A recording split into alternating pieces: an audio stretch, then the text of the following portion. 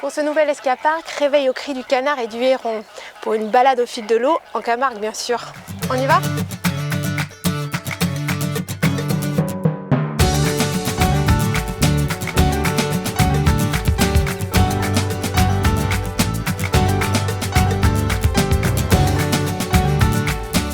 À quelques kilomètres du centre d'Arles, je pose mes bagages au musée de la Camargue. Bonjour Estelle, merci de nous accueillir. Enchantée. Ici, nous sommes dans la bergerie high-tech, en fait, qui ne le dit pas, mais qui l'est. C'est-à-dire qu'elle a été rénovée du sol au plafond. Mais nous avons ici donc un bâtiment à basse consommation. Et aujourd'hui, c'est un musée. C'est un musée, donc depuis l'installation du parc naturel régional de Camargue au Mas du Pont-de-Rousty en 1973, pour expliquer, raconter l'histoire de la Camargue, à la fois aux habitants de la Camargue, mais aussi à tous les visiteurs, expliquer le rôle de l'homme dans l'histoire de la Camargue. On est dans un musée avec cet aspect patrimoine, mais on a aussi un côté plus ludique avec l'interactivité. C'est une vocation du musée depuis son origine, puisque lorsqu'il a été créé en 1977, il a ouvert ses portes en 1978 et en 1979, il a eu le prix européen des musées pour son caractère innovant et interactif.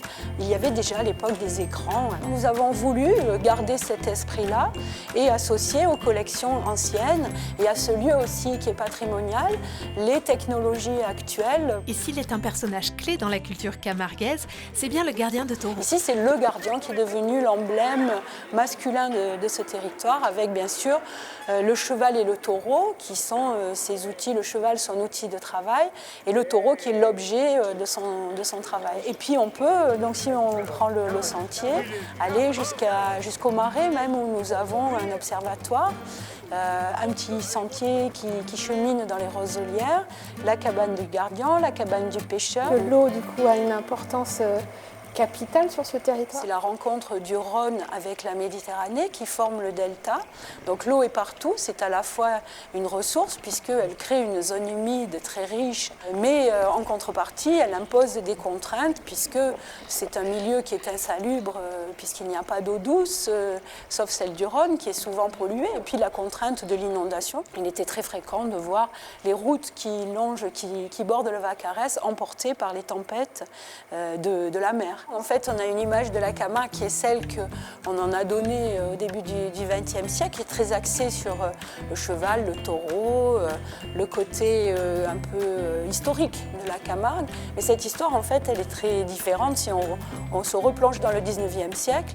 Aujourd'hui, l'artiste japonais Tadashi Kawamata en propose une vision nouvelle avec son œuvre Horizon.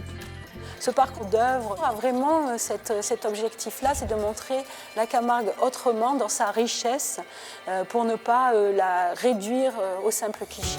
Je vous invite à visiter le musée et prolonger l'expérience sur le sentier pour vous immerger dans le patrimoine camarguais.